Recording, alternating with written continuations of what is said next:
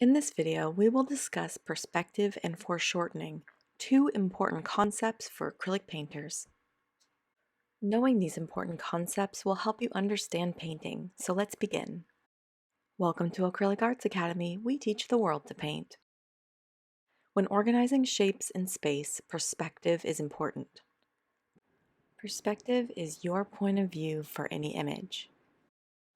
It's how you see things from where you're at. To paint accurate perspective, the height, width, and depth of your subject matter must be correct.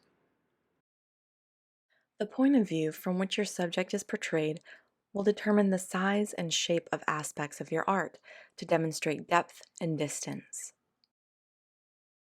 A change in perspective will mean a change in the angle and shape of your subject matter, so that your art relates to a believable image in space. With perspective in mind, you'll see foreshortening as a crucial part of your process. Let's say you're painting a portrait where the person is pointing straight ahead, right at you. To portray the arm, hand, and fingers, you would need to utilize foreshortening. Foreshortening is the act of changing how you paint subject matter that is pointed at the viewer. This is so the object still makes visual sense to the observer of your art. Foreshortening is a classic case of painting what you see and not what you know.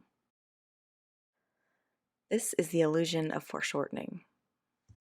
Notice how the space on the left, highlighted in red, represents the distance between almost the top of her shoulder down to her elbow. It's such a small space, right? This is foreshortening in action. The space on the right, highlighted in blue, represents the distance from her elbow all the way through to her fingertips. The distance and angle of the hand from the shoulder should be reduced to portray an accurate perspective in this example image.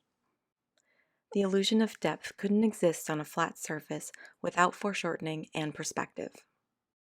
In summary, perspective is your point of view for any image.